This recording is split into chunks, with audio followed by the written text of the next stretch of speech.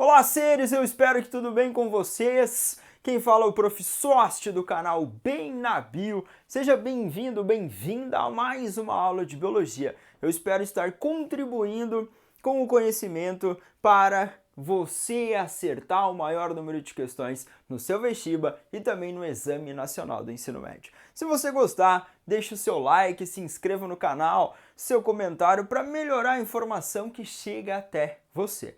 Trouxe aqui 3 viroses importantes para as provas, que são ainda consideradas arboviroses, que são viroses transmitidas por artrópodes, aqueles animaizinhos como os insetos, aqueles animaizinhos como os carrapatos, que são aracnídeos.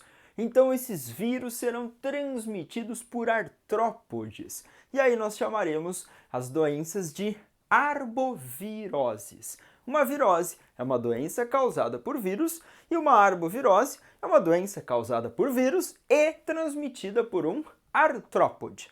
Tudo bem? Dengue, zika e chikungunya se encaixam aqui, assim como a febre amarela e algumas outras doenças que nós conheceremos. Quando nós falamos em dengue, zika, chikungunya, fiz algumas observações que são comuns. Algumas provas muito específicas, como a UEM, já falaram em família Flaviviridae. Essa família Togaviridae.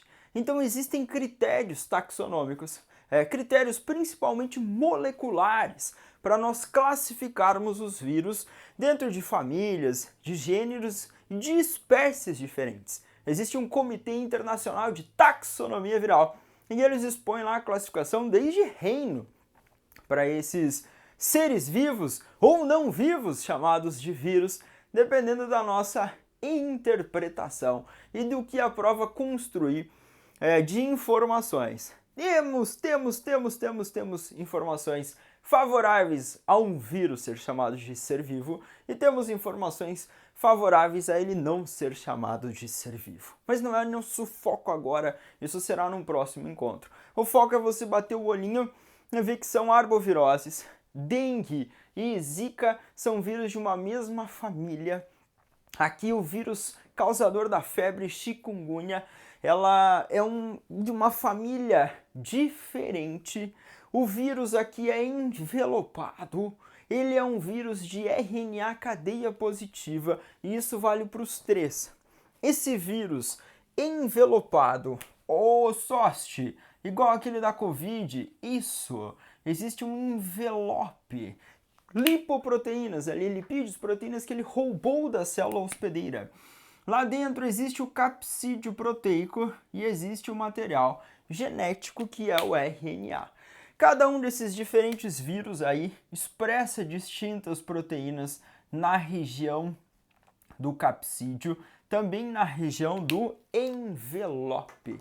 E cada um desses vírus terá características distintas, muitas vezes em relação ao alvo, em relação à agressividade.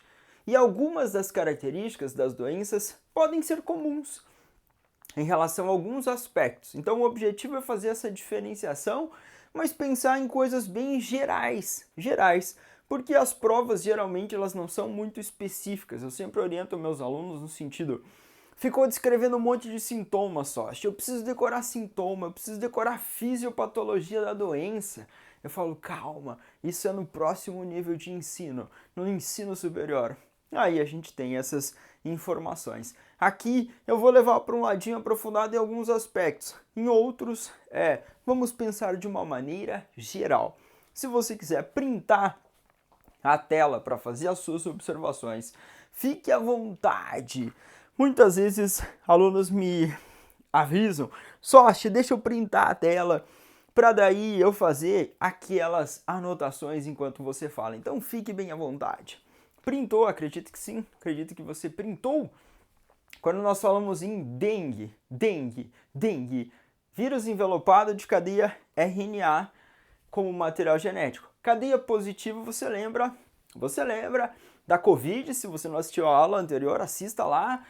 RNA, o ácido ribonucleico, material genético, cadeia positiva, porque ele já tem uma sequência que orienta a síntese de proteínas. Então aqui nós temos isso em comum, tanto no vírus causador da dengue, chikungunya e da zika.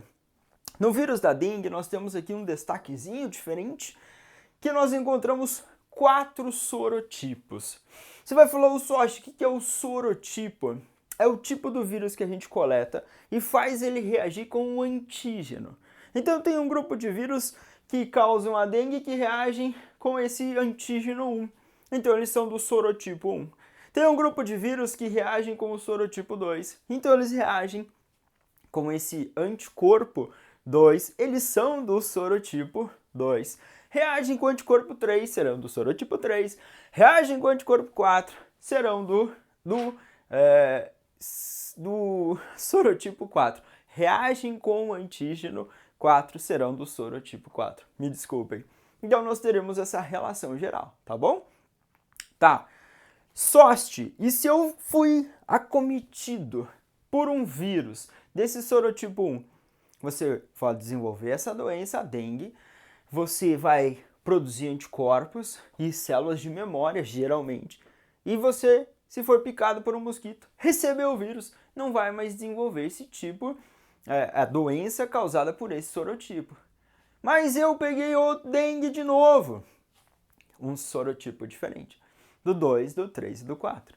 Ah, mas eu peguei uma terceira vez, uma quarta vez. Então, teoricamente, a gente pode pegar 4 vezes aí essa doença em relação a esse sorotipo, o tipo de vírus que reagem com um anticorpo específico.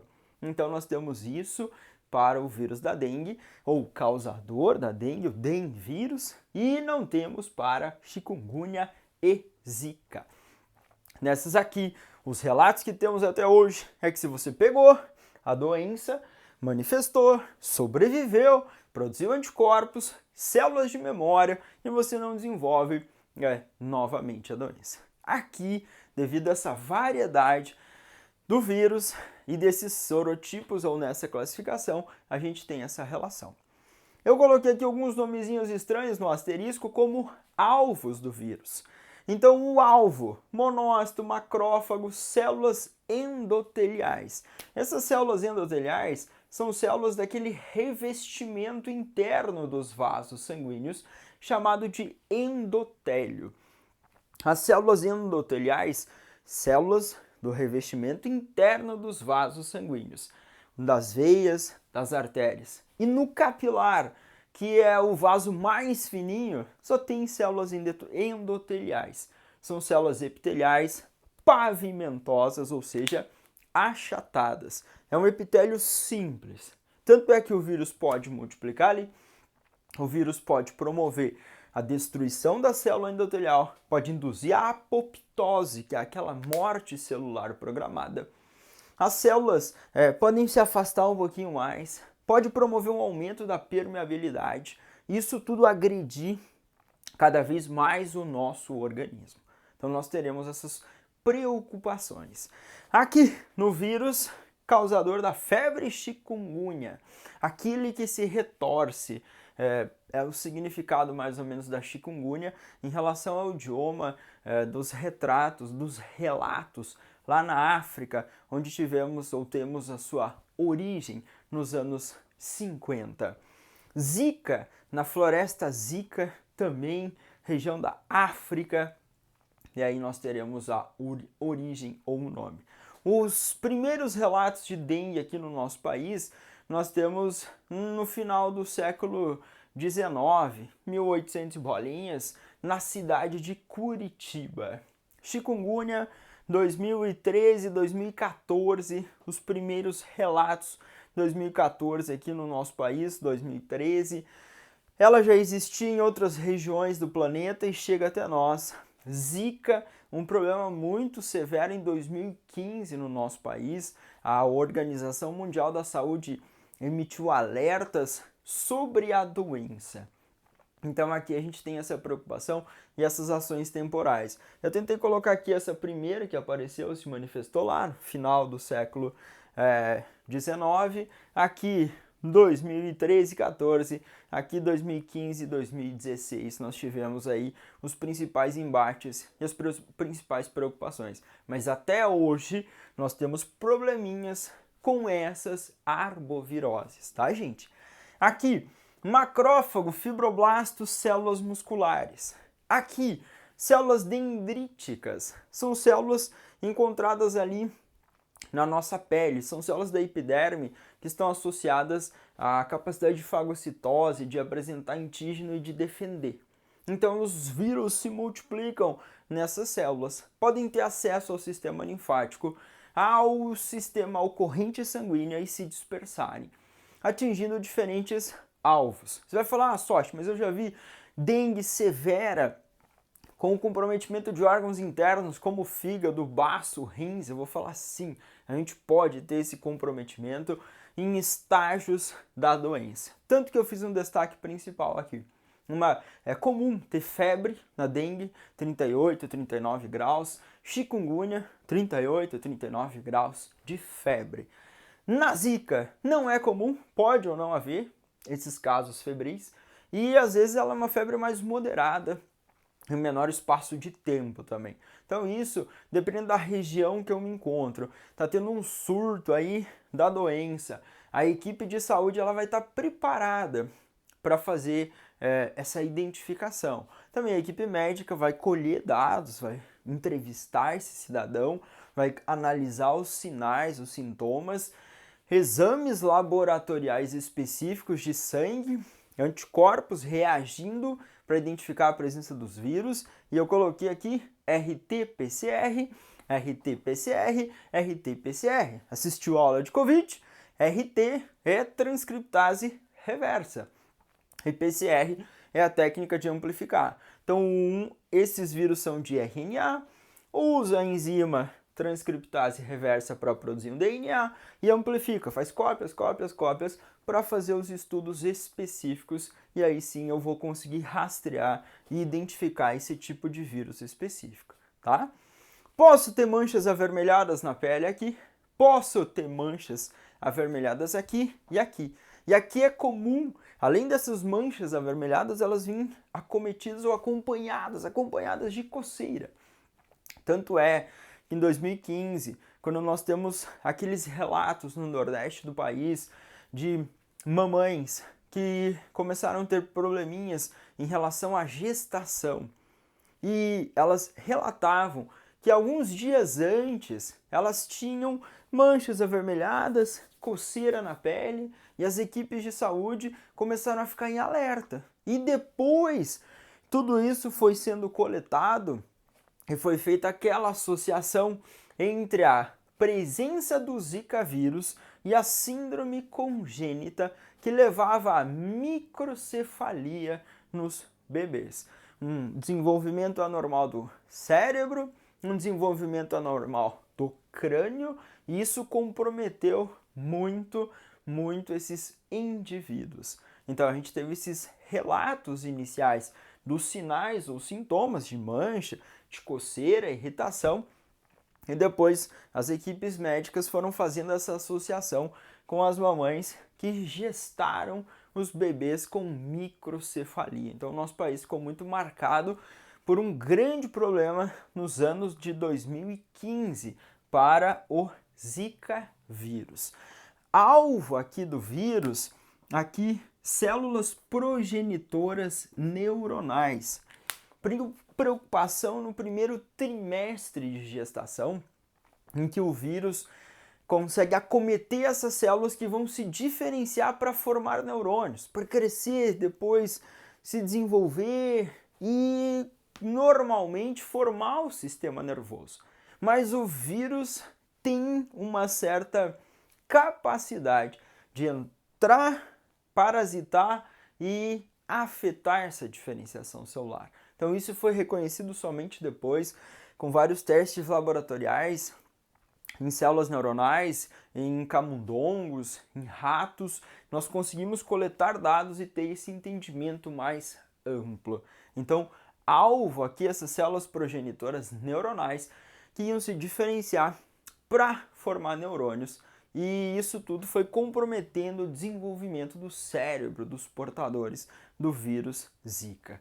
Então, exames iniciais, coleta de líquido amniótico, depois foi para exame específico de RT-PCR para reconhecer a presença dos vírus Zika. E todos esses dados foram sendo coletados até a gente chegar nessa associação na presença do vírus Zika e essa manifestação da microcefalia.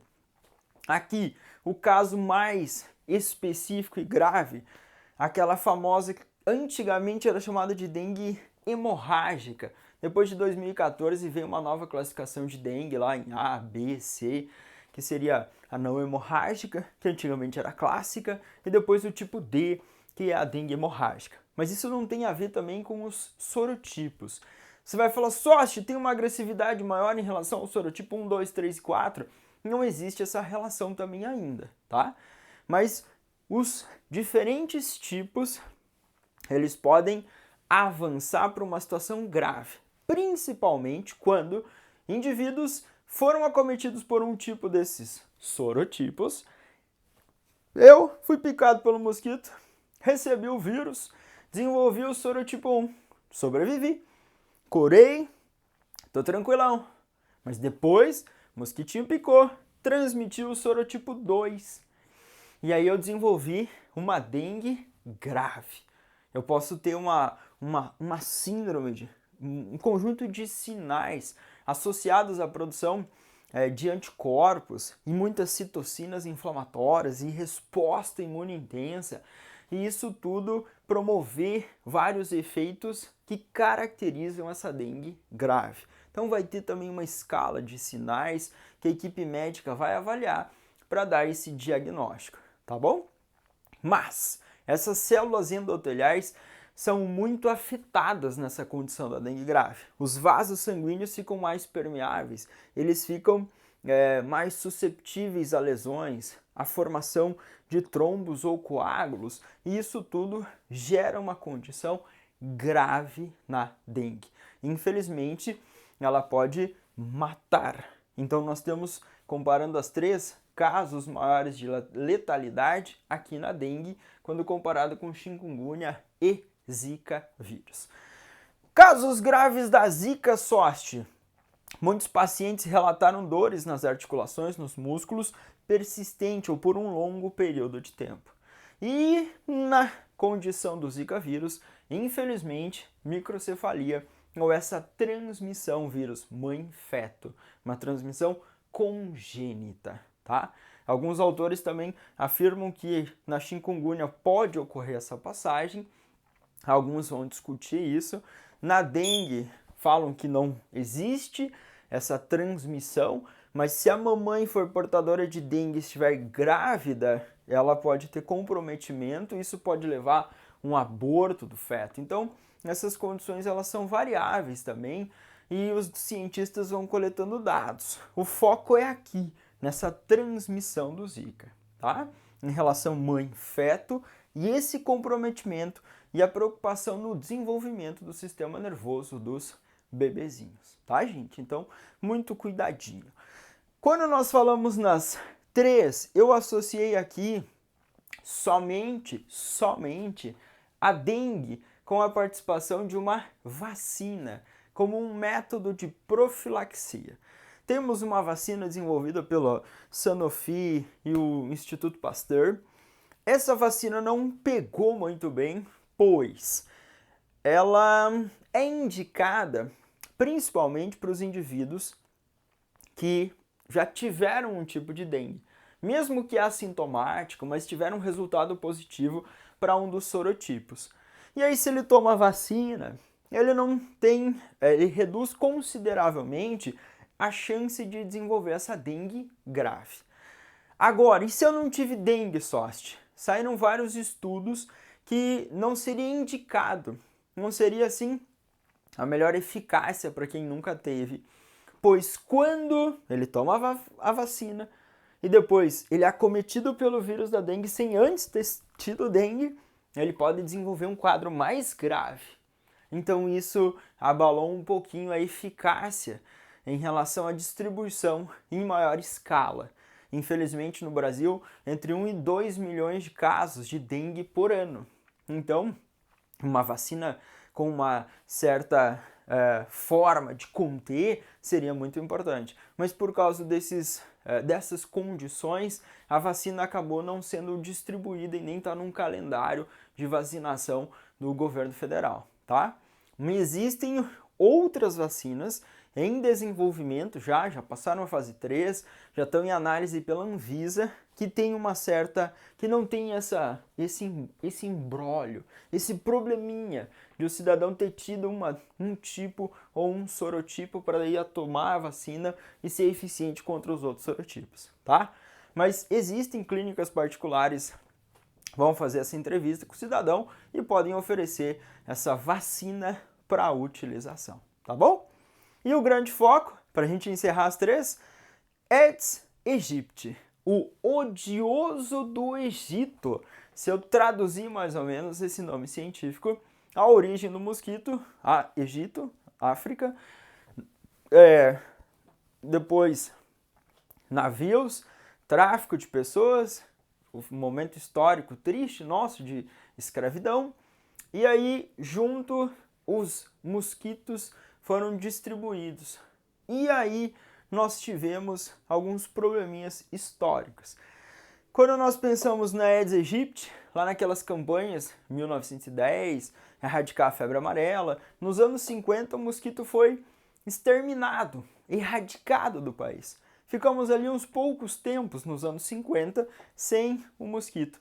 Mas depois, ou não tinha acabado totalmente, ou pelo comércio, pela migração nossa, o mosquito retorna e, infelizmente, nós não temos hoje um controle sobre a população de mosquito.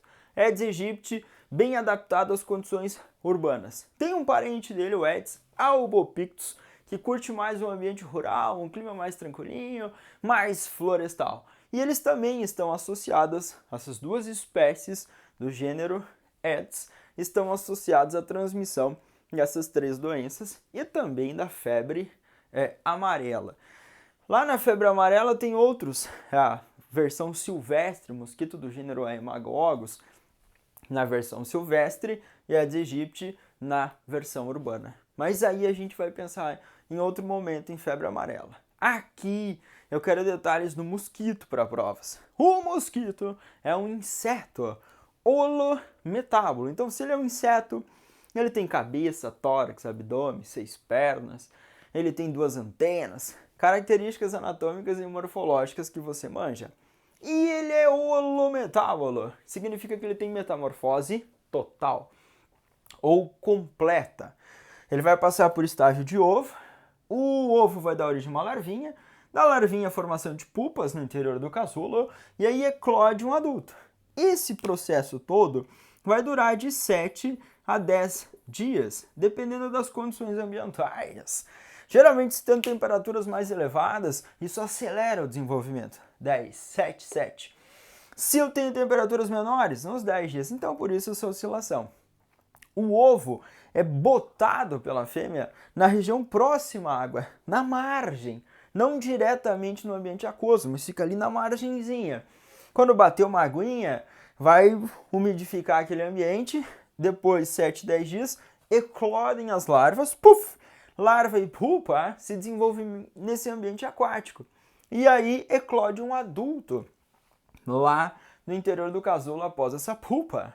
Esse adulto tem a versão masculina e feminina, já que os insetos são animais dioicos, ou seja, de sexos separados. A versão masculina, ela se alimenta de seiva, principalmente plantinhas, seiva açucarada, gosta de coisinhas açucaradas. E o macho vai lá e tem essa alimentação exclusiva. A fêmea, ela tem essa alimentação açucarada também da seiva de plantinhas, mas ela também é hematofagos. Hemato é sangue e fagos é comer ou se alimentar. Então, é um ser que se alimenta de sangue. Quando ela pica, ainda ela introduz substâncias anestésicas, anticoagulantes, para o hospedeiro não perceber. Depois dessa vida adulta desse ser, ela vai viver 30, 40, 50, estima-se que podem viver até 60 dias. Elas terão um ciclo de reprodução. Geralmente eclodiram os adultos, macho e fêmea copulam, fazem amorzinho de mosquito, ó. A fêmea vai ficar grávida, repleta de ovos. E aí ela precisa se alimentar do sangue para receber nutrientes, digerir proteínas e alimentar esses ovos. E a cada 3, 4 dias ela vai fazer uma busca constante pelo sangue. Vai voar, vai picar e vai sugar sangue. Vai voar, picar e sugar sangue. Quando ela voou, picou e sugou o sangue, ela consegue se contaminar. Se ela picar um ser humano que esteja contaminado com o vírus, ou dengue, chikungunya ou zika, ela se contaminou, a fêmea. Esse vírus vai se desenvolver no sistema digestório da fêmea. Vai se desenvolver no interior do mosquito, vai fazer uma etapa lá de multiplicação. Esse vírus vai migrar para a região das glândulas salivares. E aí, depois de um tempo, quando ele fizer todo o ciclo lá no mosquitinho, o mosquito pica e aí já tem vírus na região da glândula salivar. É injetado com a saliva do mosquito, entra no nosso organismo e aí vai procurar esses alvos. O alvo, geralmente nessas células que são alvos aqui onde está o asterisco, onde está o asterisco, onde está o asterisco, tem receptores. O vírus encaixa, entra e vai fazer o seu ciclo. No Zika vírus, nós temos esse conceito dessa transmissão mãe-feto também, então não esquece desse detalhezinho. Também foram identificados no sêmen ou esperma, em secreções vaginais, relações sexuais entre os seres humanos, com uma forma também de transmissão do vírus Zika, que não é comum nas outras duas, tá? Então, cuidado. O maior foco vai ser no mosquito. Você vai falar, Sosti, e se eu tiver uma exposição ao sangue, transfusão sanguínea? Eu vou falar, infelizmente, você pode ter o vírus aí nessas células, nessa multiplicação e ter contaminação. Não é comum as provas seletivas, seriadas ou vestibulares expandirem. O comum é focar principalmente no mosquito, tá? E aí é óbvio, expandir para condições ambientais. Ah, como que eu vou conter então? Combate ao mosquito. Tentar reduzir a população de mosquito, tentar deixar limpinho os ambientes próximos à casa. O mosquito gosta ali de onde tem matéria orgânica em decomposição, pocinhas com água, bota os ovinhos nas margens, próximo, depois eclode, faz esse estágio aquático. Então a gente vai tentar evitar isso, vai fazer um combate maciço ao mosquito para evitar. Mas por que teve esse caos aí todo com essas doenças, só acha? Aumento populacional, espécie humana, o avanço sobre as florestas, sobre os ambientes naturais, a explosão demográfica, alterações ambientais, aquecimento global, tudo isso, infelizmente, juntando, contribuiu com casos e casos dessas doenças em várias regiões do planeta, tá bom? Então gostaria que você pensasse tudo isso. Eu espero que vocês tenham me entendido. Qualquer coisa você bate o olhinho nessa comparação, nas palavrinhas e mande aí a sua dúvida que o mais rápido possível eu te respondo, tá bom? Obrigado pela participação, eu espero estar contribuindo com informações úteis para vocês. Se você gostou, deixe seu like, seu comentário. Se não, também deixe seu like, seu comentário, soquinho, como cumprimento dos anos 2020 e 2021. Abração e bom estudo!